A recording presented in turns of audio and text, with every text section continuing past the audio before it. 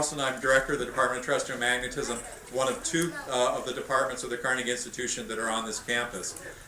We did something novel this time, and I think 40 or 50 of you actually went on an experience. We held a tour, partly to dispel the notion that we're actually a CIA front up here. So we do science. We did it in part also to celebrate tonight's talk, which will give you a picture of the type of work that's actually done at the Carnegie Institution. And with that, I'd like to, I have to turn to notes because I actually want to get all of the numbers right when I do this. We're very honored here to have our librarian, Shaun Hardy, speaking tonight. Shaun is the head librarian of the campus. He works for both departments, does an amazing job in managing our laboratory. Shaun got a BA in Physics and Geological Science at the University of Rochester. In 1987, he got a Master's in Library Science from the State University of New York in Buffalo. And then he became the librarian, get this right, at the Buffalo Society of Natural Sciences in the Buffalo Museum of Science in Buffalo, New York. So So these are the hard facts about it, but what I like to do is personalize it a little bit more, because nobody has shown me how valuable a librarian is before I met and worked with Shaun.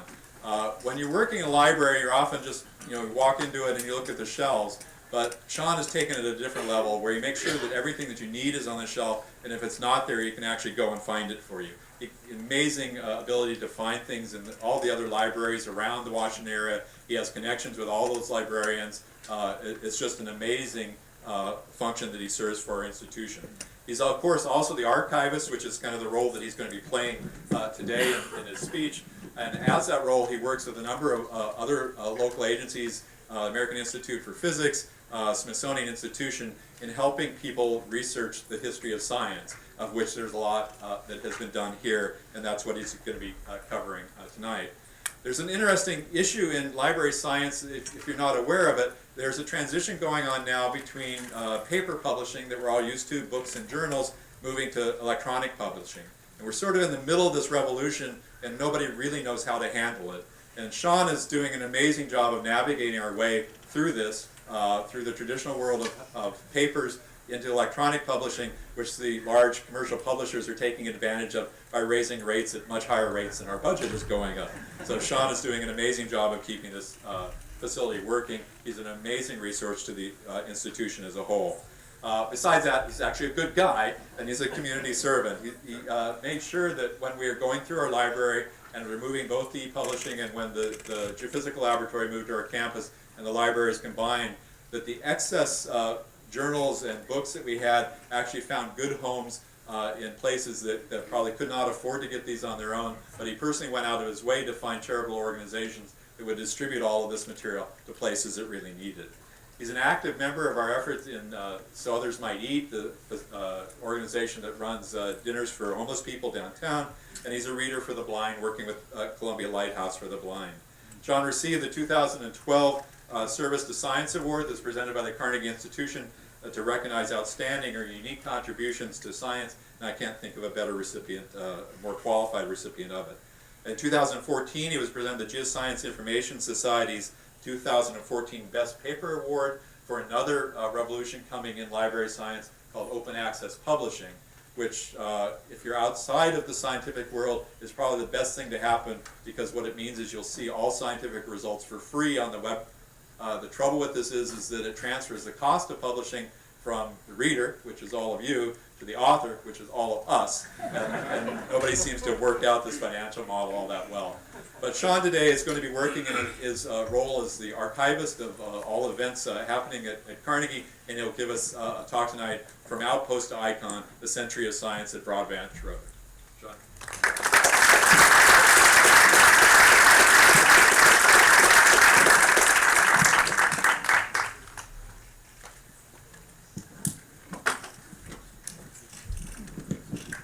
Does that work? Can you hear me? All right.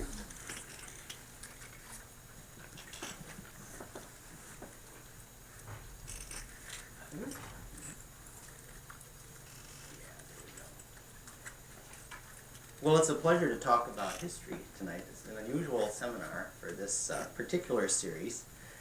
Many neighborhoods, I think, are proud when they get a new school in the neighborhood, or a new public library, or maybe a great coffee shop or a cafe, but not many can boast that they have both a great hill for sledding and an atom smasher downstairs.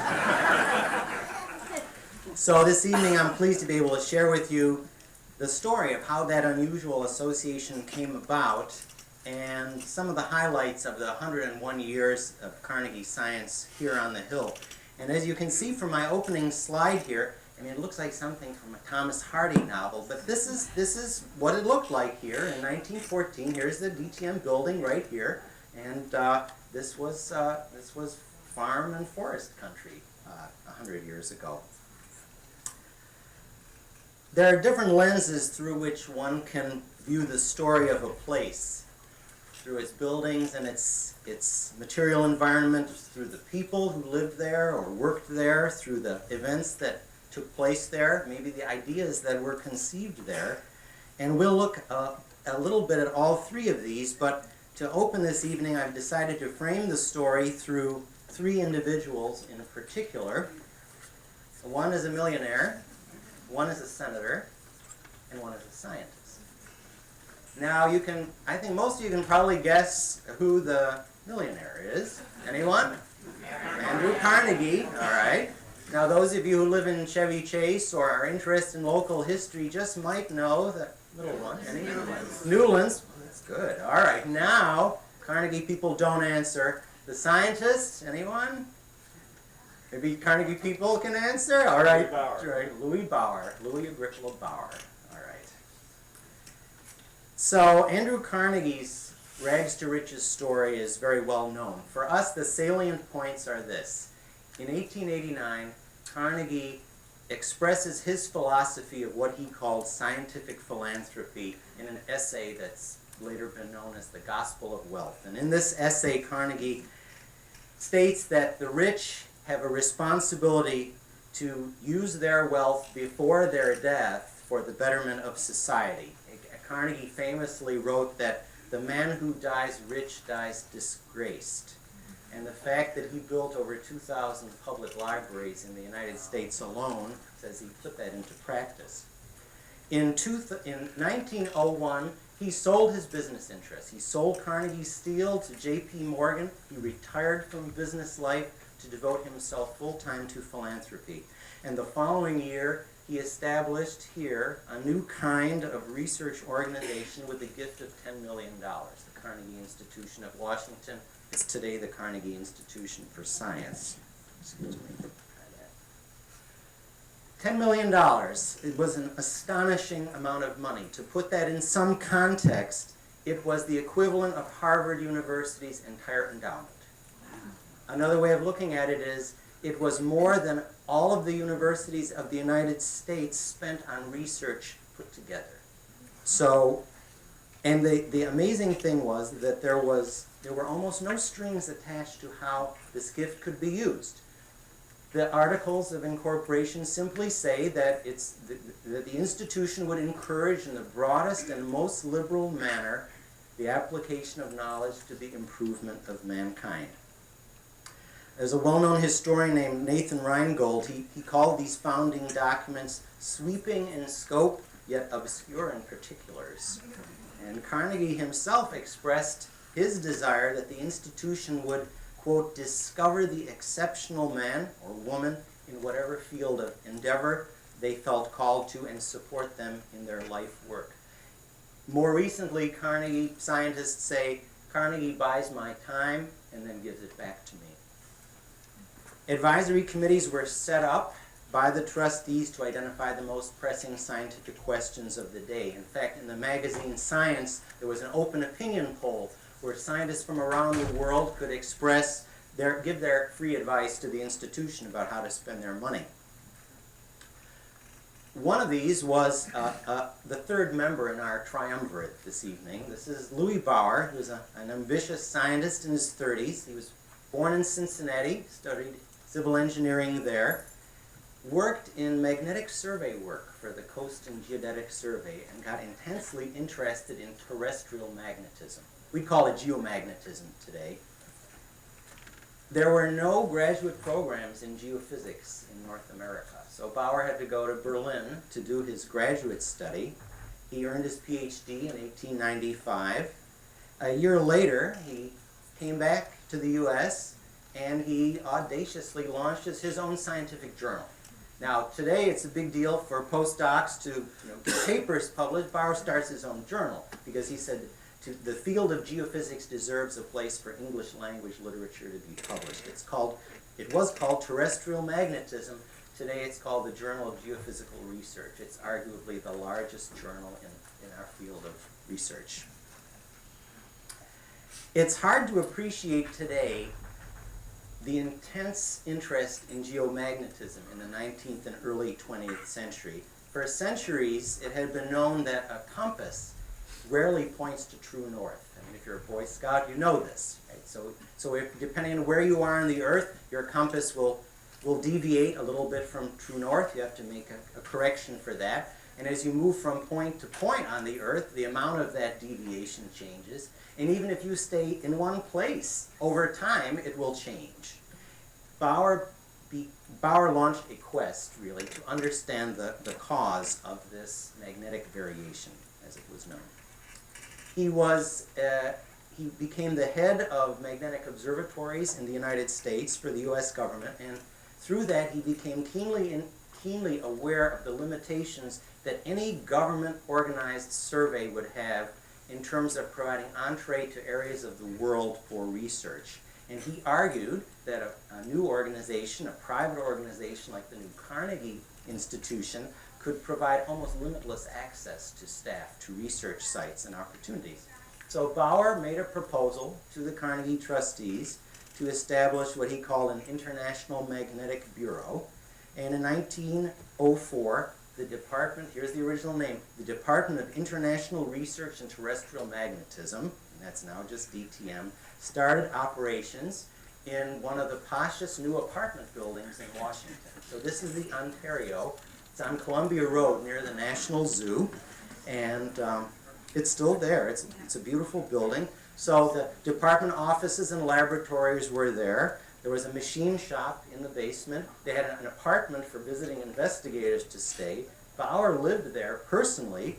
There he would have the staff over, and here's a photo of the staff either enjoying or enduring tea at the directors. I'm not really sure from their expressions. So eventually, and they even had a machine shop, and they had observing huts out in the grass. So eventually, DTM's footprint spanned 16 rooms in the Ontario apartments. Magnetic survey expeditions were launched from the new DTM headquarters. They fanned out across the globe, from the tropics to the poles. They used every conceivable mode of conveyance, so as riding camels and yaks and riverboats and sedan chairs and walking. They, by the time the World Magnetic Survey wound down in the 1930s, some 200 expeditions had been organized by DTM. The noted historian of science, Gregory Good, calls DTM the expedition factory in that era. Well, fortunately for us, there's a picture. This is in Greenland, dog sled, forgot that mode. Okay. So fortunately for us, every expedition was equipped with a camera, and they took photographs, 15,000 photographs in our archives. And one of our interns this summer did a survey of the collection, and using Google Maps, mapped the distribution of the photographs and found almost 120 countries had some level of DTM field work in an era before the internet, before air travel, before radio communication. It's pretty remarkable. The survey work wasn't limited to the land. We equipped sailing vessels to do magnetic surveys at sea. This is the most famous. This is the survey yacht Carnegie. It was built in 1909. There was never a vessel quite like it. It was constructed almost entirely without iron or steel, which would disturb the delicate magnetic instruments on board. So the ship was hammered together with copper nails. Its engine was made of bronze. Its anchor was made of bronze. Instead of a steel anchor chain, it had manila hemp rope.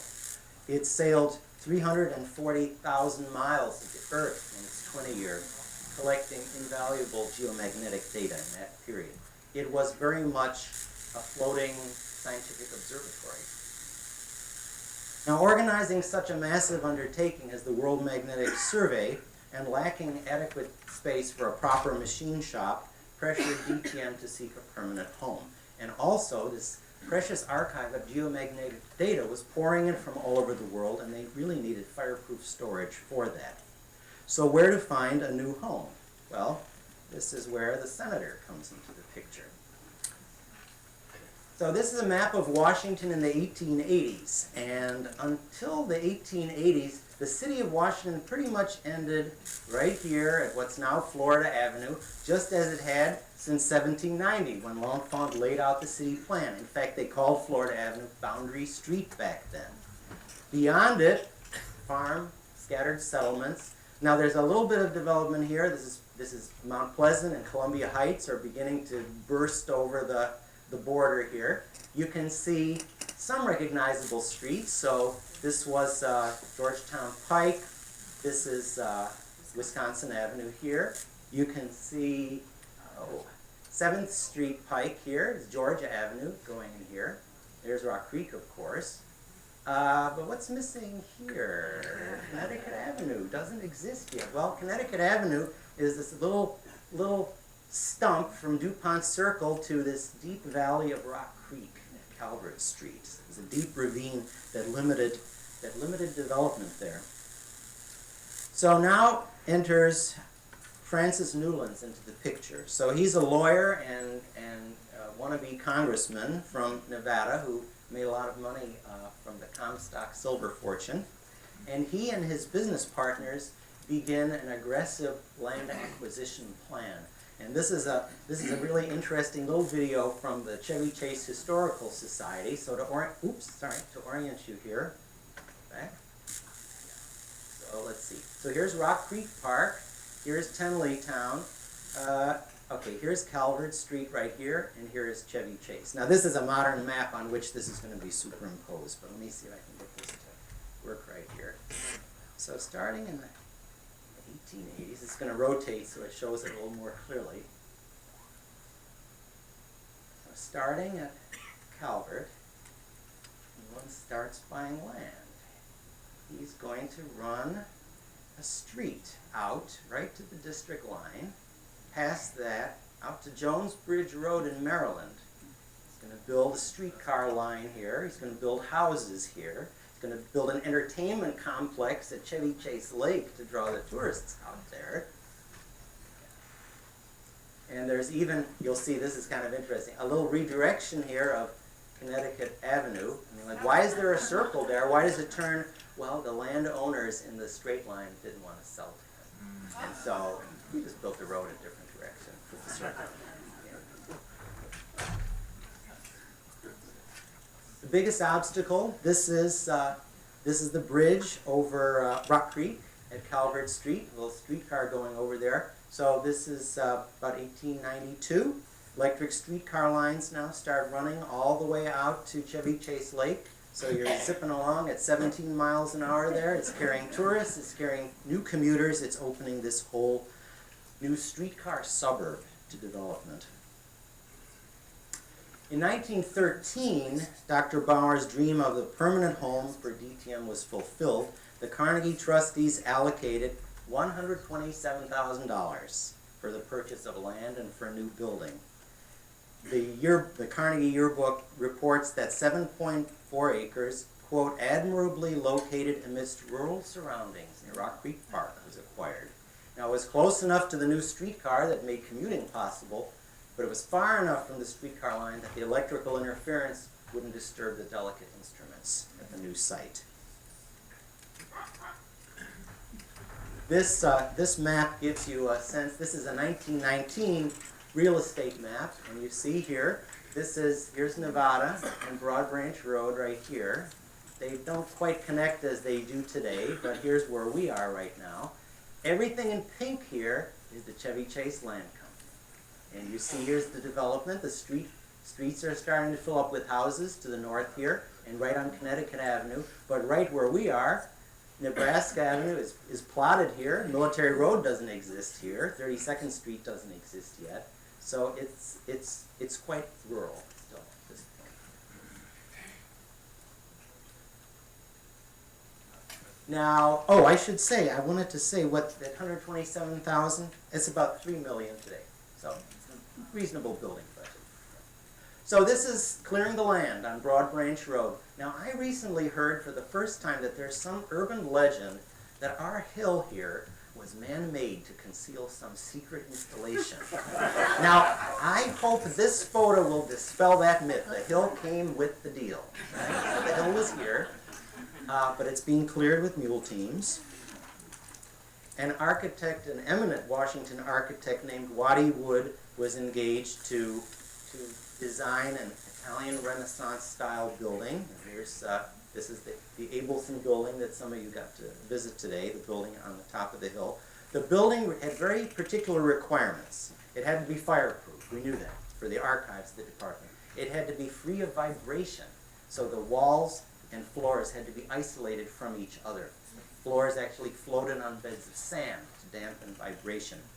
And, ironically, it had to be almost built with no structural steel, because the steel would create magnetic interference to disturb the instrument. And I think it's ironic that a building paid for by a man who made his fortune in steel didn't get to sell any to the Carnegie Institution. The Washington Times followed the construction with great interest. They wrote in 1913, "Perhaps no building being erected at the present time has excited so much interest as the new edifice in progress at Broad Branch Road. Certainly no structure has required so much precise care in workmanship and a thorough knowledge of building to meet the delicate needs of a building of its character. It is the last word in scientific building." So on Valentine's Day, 1914, the elegant new main laboratory was finished. It had cost $68,000 to build. And this is in an era when the average American earned $600 a year. And an average house cost $3,000. Underground, there were constant temperature laboratories. Upstairs, beautifully equipped, spacious laboratories for experimental work. There were computing rooms. Computers were human beings then. There was an instrument shop, beautifully equipped shop. We still have a first-class instrument shop at Broad Branch Road. There was a library and archives, and up on the deck, on the roof, was an observing deck for scientific instruments, but it soon became a very popular picnic place for the department's annual picnics. Throughout, there were the latest utilities.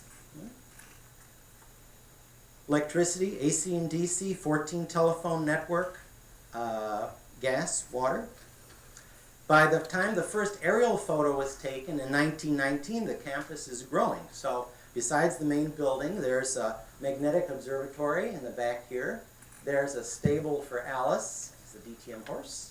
There's a brass foundry on site, and there's a new building right here. There's even a Victory Garden down at the street there. There's scientists growing their own produce in 1919. You may recognize this building.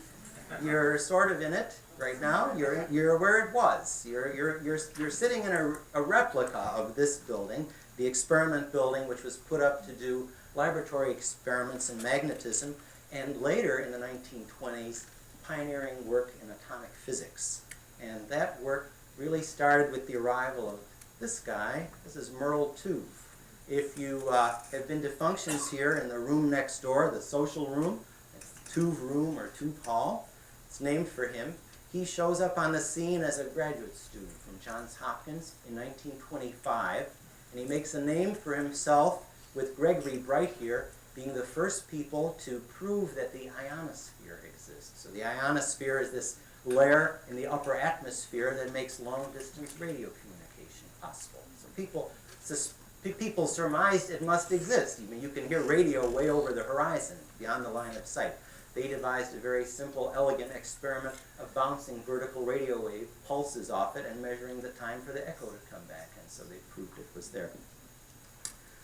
Tuve became interested then in applying electronics, high voltage electronics, to the study of atomic structure. And in 1933, an addition was put onto the experiment building, and that is the Tuve room today. And they began using large Van de Graaff generators to do their experiments. So if you've been to a science fair or science museum, you often will see these small versions of these kinds of machines, and they're typically silvered balls that are charged with a charging belt to develop a static electric charge, and usually some lucky kid gets picked to go and put their hand on it and their hair stands on end, and that's a Van de Graaff accelerator. Well, this is on a giant scale. This is a 1 million volt accelerator, and this is TÜV at the bottom here. And using this instrument in the 1930s, one of the fundamental forces of nature was confirmed. It's called the nuclear force. It's the glue that holds the nuclei of atoms together. And this, because of that historic work, this instrument is now in the Smithsonian. It's in the Museum of American History. So as scientists are wont to do, they wanted bigger and better machines, and so in 1938 a new structure starts rising over the campus, and you see this strange pear-shaped tank here, and you can also see the new neighborhood growing in the background. So this is a giant pressure tank, inside of which an even larger Van de Graaff generator is going to be built. And here you can see the workmen.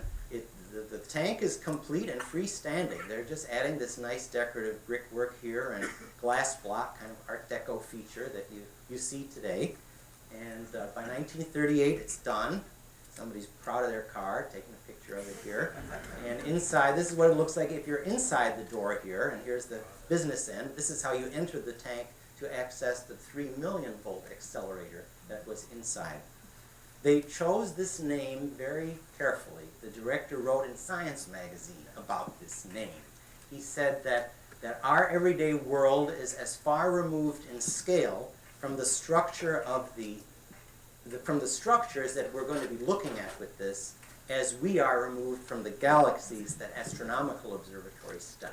And so he thought this was a fitting name for this new facility. So we still call it the APO.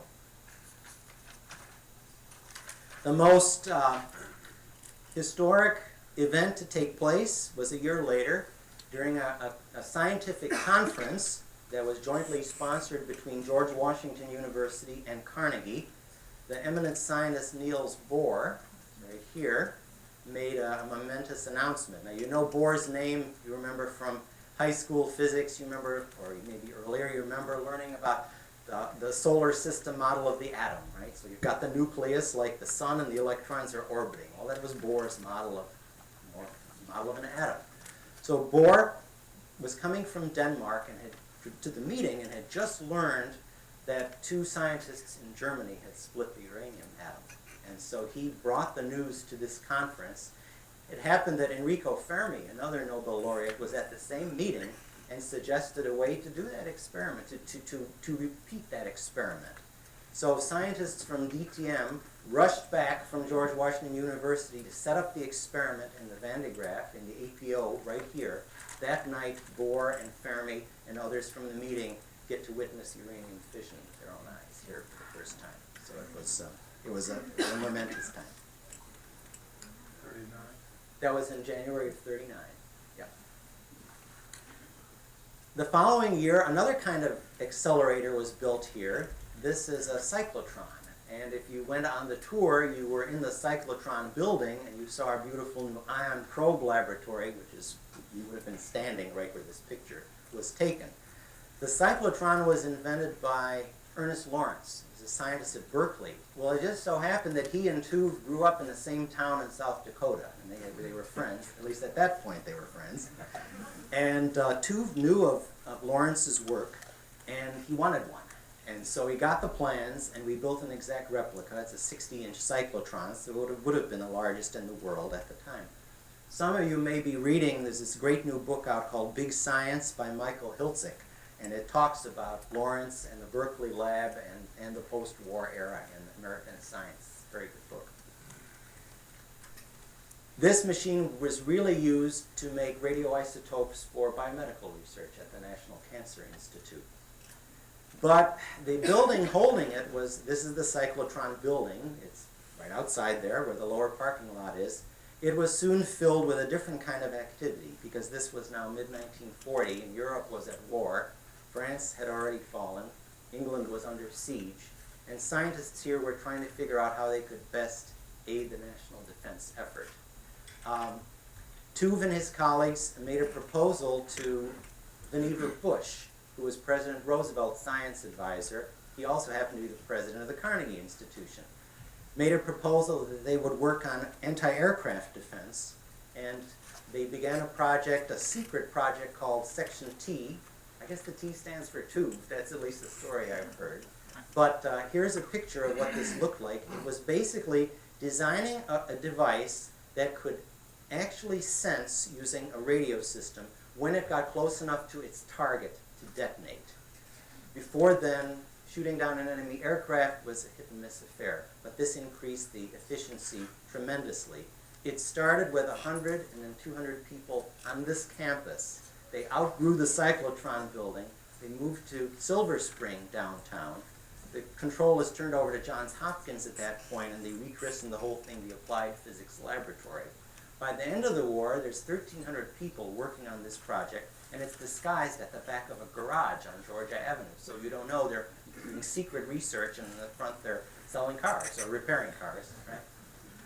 111 companies were participants in this project, contractors in this project, and by the end of the war, 22 million of these fuses had been produced under Tuve's direction. It was credited with saving London in 1944 from the new German V-1 bombs, the jet-powered buzz bombs. And during the Battle of the Bulge, it turned the tide in favor of the Allies. So it was, after the atomic bomb and the development of radar, the largest R&D project of World War II. And it all started in our Cyclotron building here. After the war, Tuve resigned the directorship. I don't know why he keeps doing that. Tuve resigned the directorship of the Applied Physics Lab, so where he's in charge of 1,300 people, to come back to lead DTM, a department of a couple dozen.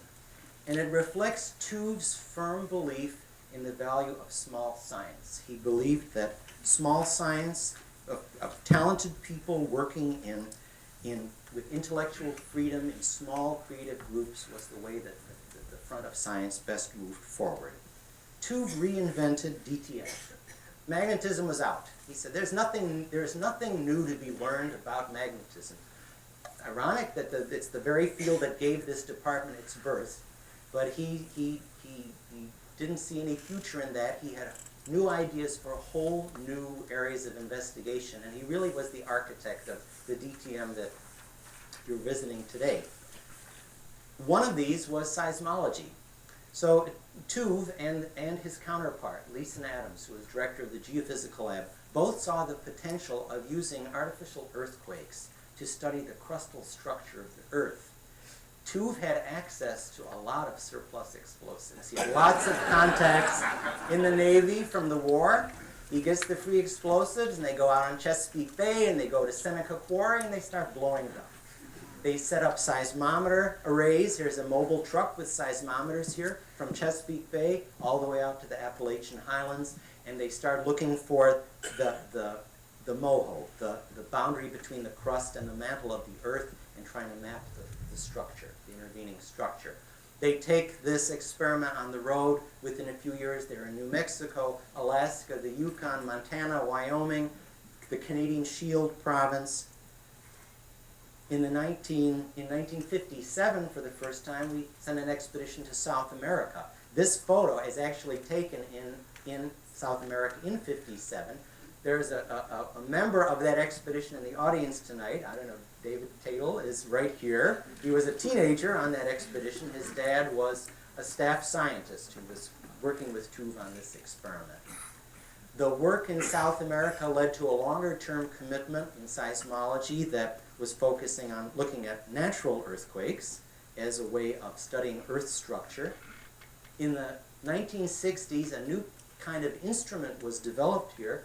It's called a borehole strain meter. This is Selwyn Sachs, who's on our staff still, and colleagues who developed this, and here they're placing it in a mine in South Africa. If you go out into the tube room, you can see a working strain meter.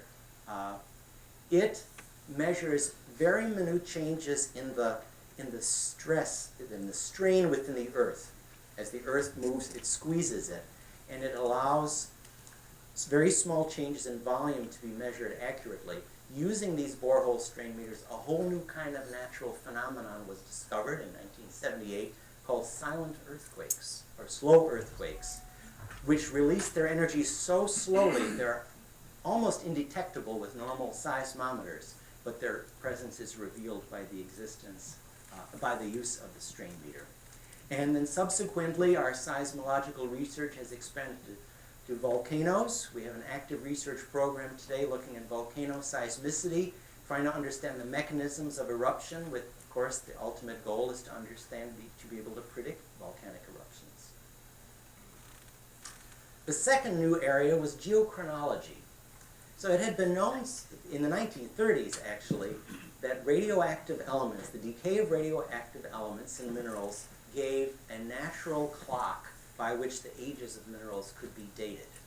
And so in 1951, Merle Tooth brought in a student, well, no, it's not a student, he had his PhD, a postdoc from the University of Minnesota, whose supervisor was one of the pioneers of mass spectrometry. We got our first instrument, here's an early mass spectrometer right here, and this is a scientist from the Geophysical Laboratory. This was a joint program, and by using the decay of these radioactive elements, we were able to begin dating the formation of rocks and minerals. Now, a different kind of isotope, stable isotopes, it was soon recognized, were tracers of geological settings. So you could learn not only how old it was, but where it's been in the earth, where it formed, where plate tectonic movements had carried it. Has it been under the continents? Has it been erupted through a volcano?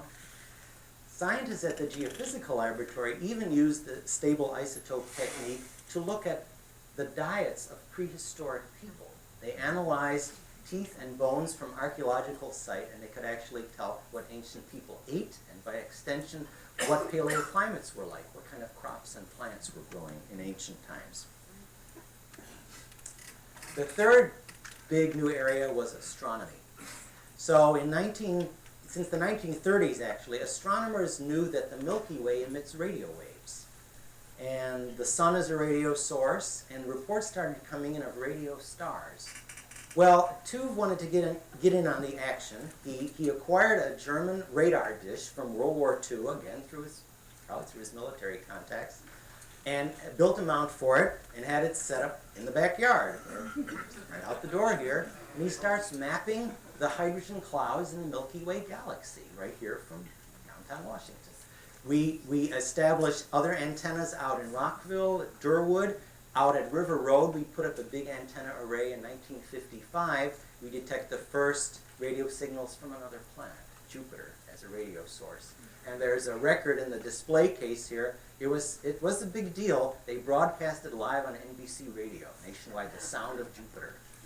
It doesn't sound like much, but the thought of it is big. Another area of astronomical work was the development of ways to electronically amplify starlight. So in the 1950s and 1960s, astronomical photography is film. There's no digital cameras. It's film, or actually glass plates, and a scientist here named Kent Ford embarked on a decade-long project to find a way, using electronics, to magnify that starlight, and what results is called a Carnegie image tube. We get funding from the National Science Foundation to mass produce it. Dozens of observatories around the world get one for free, and it essentially triples the power of a telescope by attaching it there. So this is Kent Ford. This is a telescope in Arizona, not ours, but this is a spectrograph that he built, that the DTM built, and inside is one of these Carnegie image tubes. Now, we didn't have an optical astronomer on the staff at this point to really test this or know what to do with it. And this is where Vera Rubin comes into the picture. So Vera was teaching at Georgetown in 1965, teaching astronomy. She had been to DTM several times. She liked the intellectual atmosphere here. She wanted to get into research full-time. And as she tells it, in January of 1965, she walked in the door and asked for a job. That somewhat startled the astronomers here, who said, well, why don't you stay for lunch? And we have a lunch club. We had a lunch club. We still have a lunch club. It's a cooperative cooking club here. So Vera comes to lunch, and Merle Tooth, the director, is there and hands her a piece of chalk and says, why don't you go up to the board, tell us what you do. And as Vera says, shortly thereafter, she gets a telephone call, and it's Tooth. And he says, we should talk sometime. And Vera says, I'll be there in 10 minutes. And 3 months later, she's joined the staff. So using the new image tube, Ford and Rubin and their collaborators start mapping the way spiral galaxies rotate by looking at their spectra. And what they find is that the outer parts of spiral galaxies are rotating much faster than they should, based on what you can see in a photograph, based on the amount of matter that's in a photograph. And in the 1970s, they postulate that maybe we're not seeing a lot of the matter that's there. And this is what we call dark matter today, dark matter in the universe. So that most of the matter in the universe is invisible. Oh, and I should say that the other branch of astronomy that got its start in this same era is solar system astronomy. I mean, now study of planets is our main emphasis. When George Wetherill came in the 70s, he brought a new way of looking at solar systems. He modeled solar systems in his computer. And this computational approach complements observational planetary astronomy. So in 1990, the most significant event to happen on this campus, since it was planted here, was the construction of our new research building. Some of you have visited there, $20 million, and it culminated a 6-year plan to bring Carnegie's 2 Earth and planetary science departments together. For more than 80 years, the Geophysical Laboratory had made its home about a mile to the south of here, on Upton Street Northwest. It had a very long lineage, only a year shorter than DTM did. Its founder was a Yale-educated physicist named Arthur Day. Like Bauer, Day was in Germany in the 1890s. He was at the Reichsanstalt, which was the Imperial Institute of Technology in Berlin, as an unpaid volunteer. He was there, he was absorbing all he could about the organization and administration of modern research laboratories. It was almost like he was grooming himself for his future career at Carnegie. He came back to the U.S. with the turn of the new century. In the process, he married the daughter of the director of the Reichsanstalt, brought her home too, and landed a job at the U.S. Geological Survey, where he starts measuring the melting temperatures of rocks and minerals. Now, this is an era when geology is very much a field-based science. The notion that you could learn meaningful insights about the interior of the Earth in a laboratory would have been preposterous to a lot of Earth scientists. In fact, George Becker was actually Day's boss at the USGS, and he's writing to the chairman of the Carnegie trustees. Actually, this is before Carnegie Institution was quite founded yet, but it was clear that Walcott was going to be the chairman. And Becker says basically that physicists and chemists don't know anything about geology to know how to apply their science to geology, and the geologists have no training in physics or chemistry to be able to do these experiments on their own. So people like Becker and Day and others convinced the Carnegie trustees that applying the techniques of physics and chemistry to geology is the future if you want to understand the interior of the Earth, which is going to be inaccessible to any direct observation. Now, there was a scientist at the lab, the original Geophysical Lab, one was founded in 1905, and Day became the first director. The scientist was Ernest Shepard, and he kept this great little photo album, tiny little album like that. He captioned it, it's hard to read, The Human Side of Geophysics at Washington, D.C., 1906. On the back it says, Merry Christmas to my own sweet self. And he has a great photograph here of the first staff of the Geophysical Lab. So he not only gives their names, but he gives his names for everybody. So the one guy is Professor Blowtorch, and this guy's named Father. And of himself he writes, quite undismayed by facts. Now, interesting, he also puts what they did, what their profession was. So you've got 2 chemists, you've got 2 physicists, you've got a geologist, you've got a master machinist, you've got an instrument maker, you've got an office worker. This is the Geophysical Laboratory. I mean, multiply it by 10 or so, and it's the same diversity of talent that was reflected in 1906 from this fact. The Geophysical Lab needed a home. Same problem as DTM. They were in quarters. They were the USGS building downtown. They needed their own facility. They turned to the firm of Wood, Don, and Deming. Wood. That's the same architect who was going to build DTM just 7 years later. Where to put it? Well, that Connecticut Avenue streetcar line looks very appealing. They follow, the Bureau of Standards was the first big organization to move out along the new Connecticut Avenue. In 1901, they moved to Van Ness at Connecticut.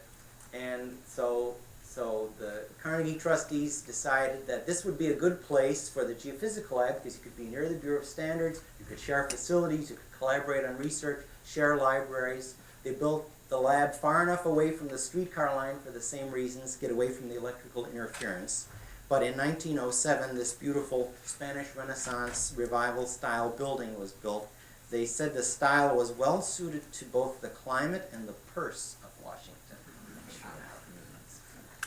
Anyway, at the new Geophysical Lab, then, work systematically began on looking at hundreds of combinations of the basic chemical building blocks of the rocks and minerals that form the Earth. The work was done with special furnaces. These are called quenching furnaces that allow you to heat a sample to a molten sample to a particular temperature and crystallize it immediately. You quench it, you freeze it, and then you can look at it under the microscope and look what the crystals are and find out what this substance is. This manipulating the data from these kinds of experiments was daunting. There's no computers, there's certainly no computer-aided graphics, so how do you present the results of 7,000 experiments on one system? So there are diagrams, phase diagrams, but this is a more interesting way. This is a physical model. It's about like that, six or 8 inches there. It's of cast aluminum, and it's showing all the compositions resulting from 3 basic substances. And encoded in the hills and valleys here are the results of 7,000 experiments and microscopic observations. So it was a way of visualizing in 3 dimensions this very complex data set. In 1910, Day brought to the Geophysical Lab a young Canadian geologist who was in graduate school at MIT. His name was Norman Bowen. It's funny, Day assured Bowen that he didn't need any laboratory experience in preparation for his work there. He became the lab's first pre-doctoral fellow. It's ironic because Bowen becomes arguably the greatest igneous petrologist of the 20th century. In 1912, when he went for his thesis defense, a member of Bowen's committee at MIT began by asking him, "Mr. Bowen, will you describe to us the origin of igneous rocks?" And Bowen said, "Gentlemen, do you wish me to give the answer I know you want, or do you wish me to give you the right answer?" So Bowen's biographer, Hatton Yoder, wrote that thereafter the oral examination became a monologue. Bowen subsequently joined the staff of the Geophysical Lab, and apart from a 10-year stint at the University of Chicago, spent his entire life here. His thinking about the formation of rocks was encapsulated in this brilliant series of lectures he gave at Princeton. The book is called The Evolution of the Igneous Rocks, and every student of geology in every college in every country learns the principles today that Bowen elucidated in this book almost 100 years ago. It is the classic in the field. The lab conducted field expeditions in conjunction with its laboratory studies. Here are expeditions to volcanoes. They went to Kilauea, they went to Java, they went to Indonesia. Scientists here are capturing volcanic gases in glass vials to bring back to the laboratory. In 1929, a daring experiment was undertaken at Yellowstone Park. The lab got permission from the National Park Service, try this today, to drill holes into Old Faithful, into the geyser basin. Now, they wanted to understand the underground plumbing of the park, the hydrothermal system there. Understandably, the rangers were afraid we would wreck Old Faithful, and we didn't. It turned out all right. But they encountered numerous explosions of steam and vapor as the one shown here. Now, the quest for higher and higher pressures in the laboratory has been a constant throughout the Geophysical Lab's history. The perfection of a device called the diamond anvil cell in the 1960s and 70s has really been the workhorse. And this is a press in which the jaws of the press are actually cut brilliant diamonds. And a small sample is placed between the cut ends of that diamond, and the pressure can be then concentrated. And you can actually watch what's happening by looking through the diamond. It's clear. So in 1975, Peter Bell and Dave Mao, using this device, for the first time broke what was called the megabar barrier. It means that it was the holy grail to make 1 million atmospheres of pressure in the laboratory. And by shining a laser through it into the sample, they heated the sample to over 3,000 degrees. They essentially had traveled to the boundary of the core and mantle of the Earth in the laboratory.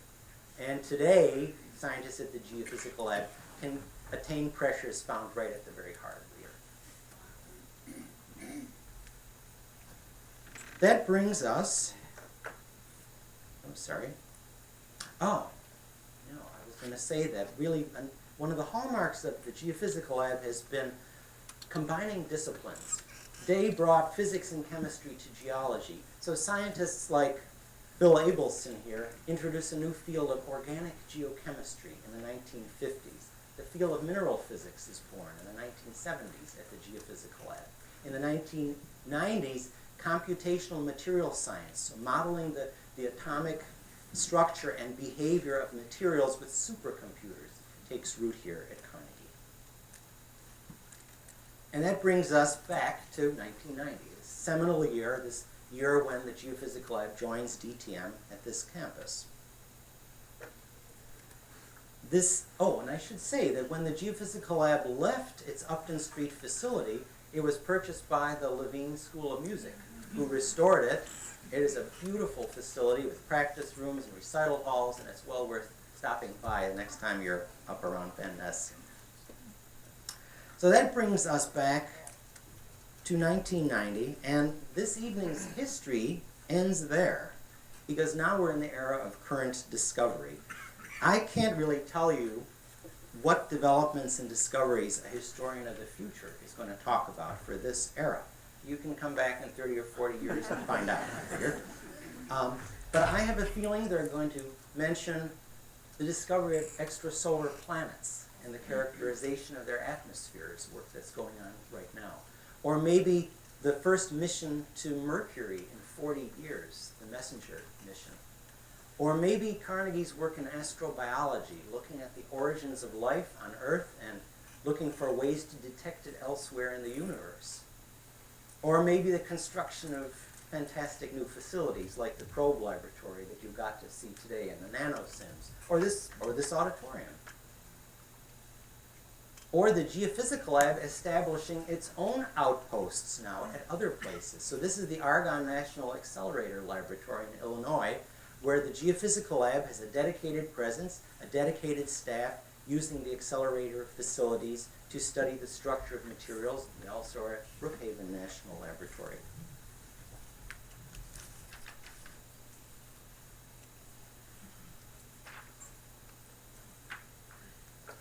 Those of us privileged to work here are justifiably proud of the legacy of Carnegie science at Broad Branch Road. I hope tonight's given you some insights into that history and the Carnegie way of doing science.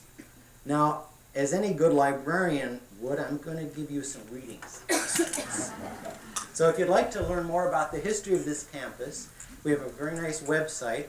It's BBR100, Broad Branch Road 100.carnegiescience.edu. You can take a virtual walking tour of the campus and see historic photographs of all the buildings. If you'd like to read more, a great starting point is Good Seeing, A Century of Science at the Carnegie Institution.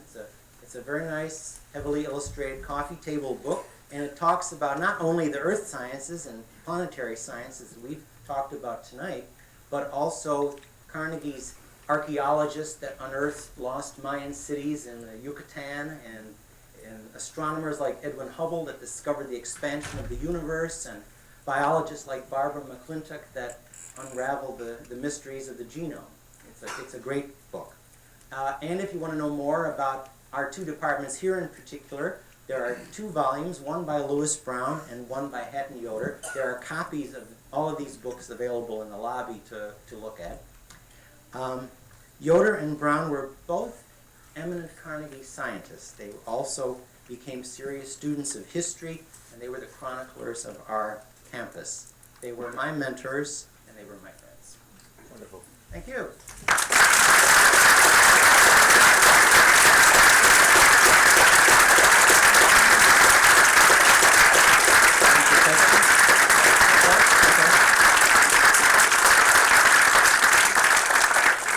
So it's a great example of how Carnegie got to be the way it is, and future lectures we'll hear about what's actually going on here and the science that's being done today. But for now, let's ask Shaun a few questions if you have any. This is a little off your subject, but I was wondering if you could tell us what the connection is between the Institute here, Carnegie in New York, the headquarters, the Peace Foundation, et cetera, Right. because are they all, do you have separate budgets? Do you have, does your own endowment still help fund? Things like that would be interesting. It's right, and that's a great question. There's a lot of confusion about that. The only connection is we have the same lineage. We're all founded through gifts of Andrew Carnegie, but we are the Carnegie Endowment, the Carnegie Foundation, Carnegie Mellon University, all are separate organizations, completely separate, except we have the same heritage. We have a page on our website, kind of a disambiguation page saying, you're sure you're looking for us, or do you want ABCD? Find out. Great question. Well, you mentioned that Fermi and Bohr came up here and split the hydrogen atom. Uranium. Uranium, excuse me? Yep. Yes. Well, they saw it done. They didn't do it. They got to see it done by the Carnegie science. Well, the Germans had done it. And Right. So Bohr comes and tells them that they've done it. Right. And then they get together and arrange it here because you have the machine, the equipment, Exactly. and the knowledge. It was totally serendipitous. This meeting they were coming to had nothing to do with fission. It was about low temperature physics. So it was purely, Bohr is just saying, hey, before I left home, I heard ... And then they realized, well, we could do this. We could do the same experiment if we had an accelerator. Oh, well, we do. It's right, a mile away. So they had the stuff in their heads to know how to do it. They had the knowledge in their heads. Yeah. It's a question of getting the machine. It was a question of knowing what to look for. I think that's the best way of saying it. Not so much needing anything super special, but knowing how to set up the experiment and what the telltale result would be to show you that the atom has split. Which machine did they use? The big Van de Graaff, the big white domed building here. Yeah, it was a 3 million volt accelerator. That machine was functional until 1975. That was the last time it was used for anything. Did George Gamow have any connection with this institution? Yeah, Gamow was actually Vera Rubin's thesis advisor, I think. He was planted at George Washington, as I understand it, by Carnegie. He was. Oh, I didn't know that. Okay. Yeah, he was a professor at George Washington, and depending on what you read, he got the job there on the recommendation of two. Okay. You don't have a microphone, so the rest. I'm sorry. Oh. I'm sorry. I want to hear it. There was a question about whether George Gamow had a relation with us, and actually I think he was in charge of this conference that we're talking about at George Washington when uranium fission was discovered. I read recently that he in fact was recommended by Tuve as a professor to hire at George Washington when Tuve wanted to set up a physics department outside of the Carnegie Institution. So, and George Washington, of course, was interested in this to begin with, but Tuve gave the recommendation to Gamow. It obviously was a pretty good one. Do you have any outreach with the DC public schools or STEM programs? We do. I don't know if anyone is here from CASE and First Life. Maxine, do you want to say anything about the question is about outreach to the DC public schools and STEM education. Would you like to, you want to say anything? This is Maxine Singer, President Emeritus and one of the founders of the Carnegie Academy of Science Education. Right. So we do have programs for DC kids. They're all based at the administrative headquarters of Carnegie, which is downtown at 16th and P Streets. And we built laboratories for the children to use and for teachers to use for training. The teachers come in the summer. The kids come all year long on Saturday afternoon. If you know any children who are in DC schools and live in DC who would be interested, you can get in touch with Shaun or me or anybody, and we'll get you to the right people. The kids do a lot of experiments and learn about science the way they should, not the way the schools usually teach it.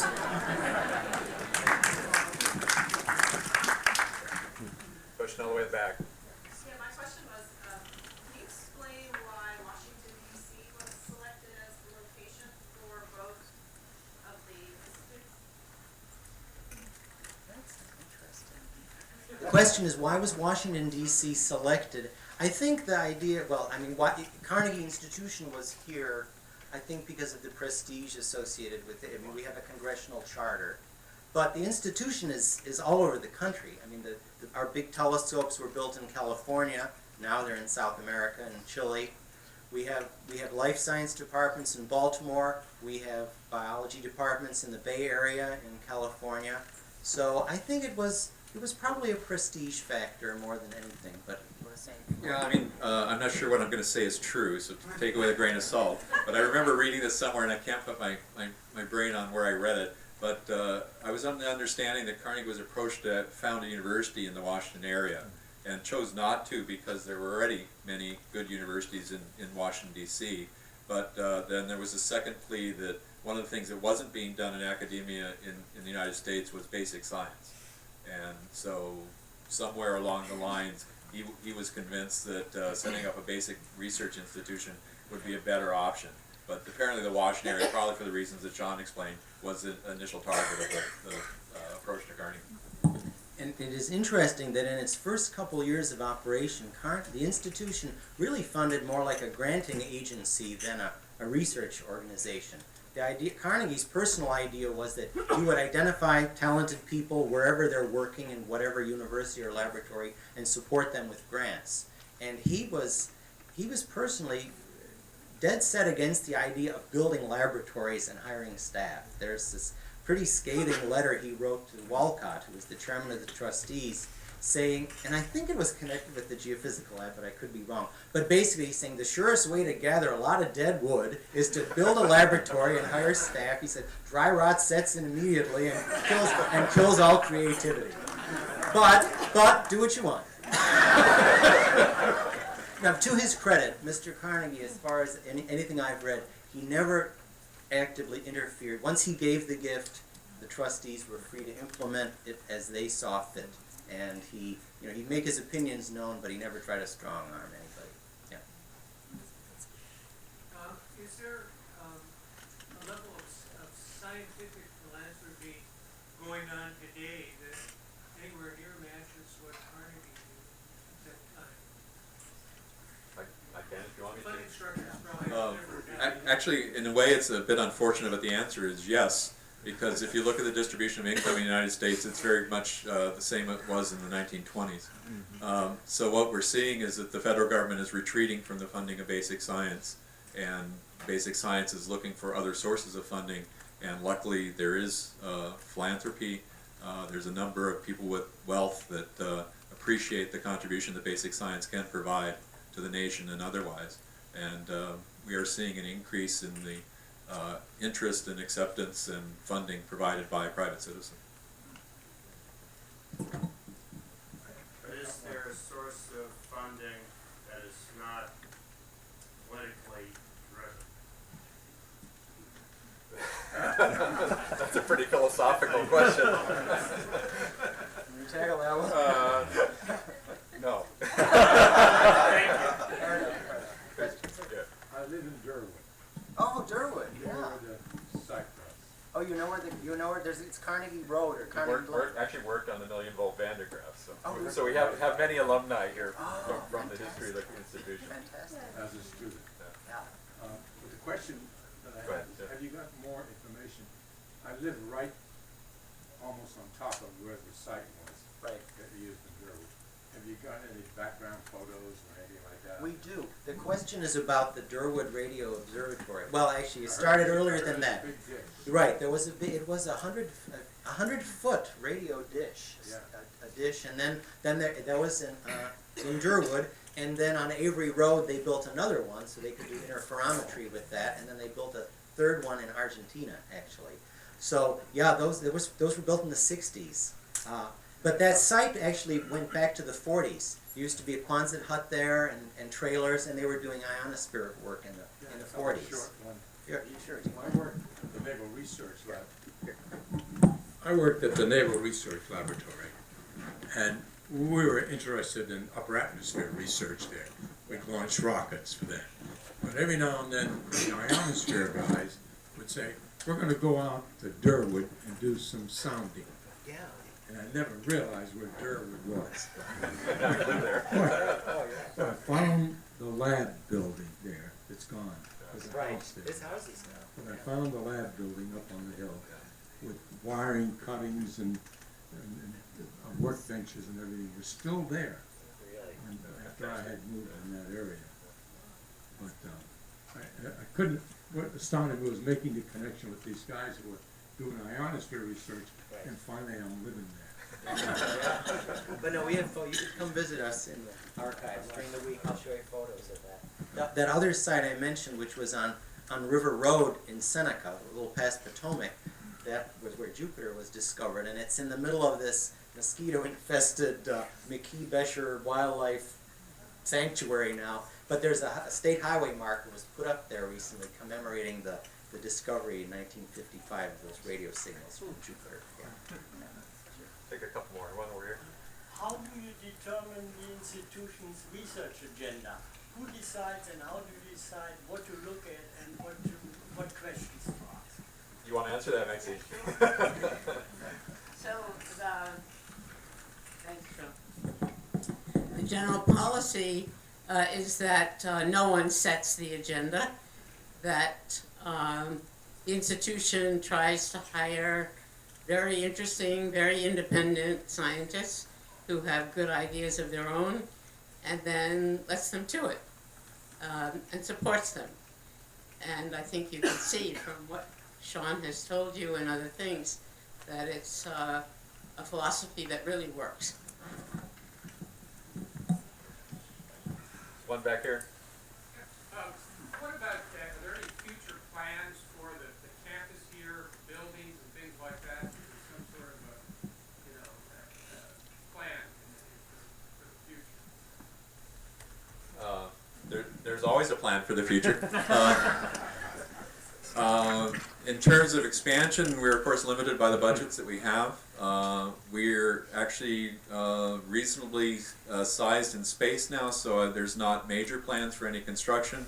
There will always be plans for repurposing laboratories. If you went on the tour today, you saw the cyclotron valves is now used for an ion probe. We routinely repurpose laboratories for new experiments. When there are new staff that come in, that's a particularly good time to use old space and turn it into new uses. So certainly for the short term, the main future that we see is repurposing existing space on campus, doing some nice things, hopefully like painting the Van der Graaf dome so that it no longer is rusting. And good, we'll take care of the campus. One last question. I grew up not far from here, just a couple of blocks away from the Avenue Street. And when I was a kid in the late 60s, the kids in the neighborhood and I didn't have the benefit of a tour of the facility, so we bought into the rumor that this was a CIA. All sorts of cool things, which enticed us to launch secret nighttime raids on your dumpsters. So soon afterwards, I was able to lift automobiles with one hand. But we did find beakers and test tubes, and we did play with them. I'm curious if I'm going to live much longer. What was in those test tubes? Do you want an answer? See us later. I will. No, actually, this is an interesting thing because this book that Shaun mentioned, Big Science, it's a very interesting read not only for the histories of Tube and Lawrence, but it's this competition between science as a business with hundreds of postdocs and staff working in laboratory versus the smaller scale science that's done here. But one of the reason I'm bringing this up is that in the early area of nuclear physics, the potential damage and danger from radiation wasn't appreciated. And many of the early people working on radioactivity died of cancer. Cataracts from people working on things like cyclotrons were common. I think the most distinguishing feature of what we did is if you went on the tour, and in the 60s you would have known it, you would not have seen the cyclotron because it was underground. So we actually excavated that when we turned it into an ion program. So the Cyclotron Building was built with the intention and the full knowledge that radiation is not a great thing for you, and it was set up so that there was a modicum of safety put into it. The other issue then is with all the radioactivity that was produced, when the building was built in 1990 here, Lou Brown actually wrote this book. He was on the building committee, and there was all this concern about the amount of radiation that was clearly left on this campus by all this work going on. And so Lou was the consummate scientist. He went out and he put a grid map over our campus, and he went out and randomly selected grids where he took soil samples, put them in our radiation detector counter, and figured out what was there. And he found substantial radioactivity, but it was all potassium, uranium, and thorium, which are natural elements in the soil out here. They're in your backyard, they're in my backyard, they're here. There was no detection of anything beyond natural radioactivity. So we are concerned about these things. There's lots of good stories about it, but nothing really to worry about. All right. Okay.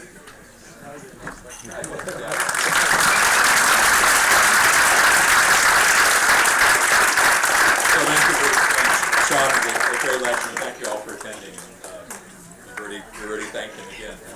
I'd like to point out, so the next lecture coming up is October 15th, so please join us again. It'll be by Corliss Quencio on Memoirs of a Mineral.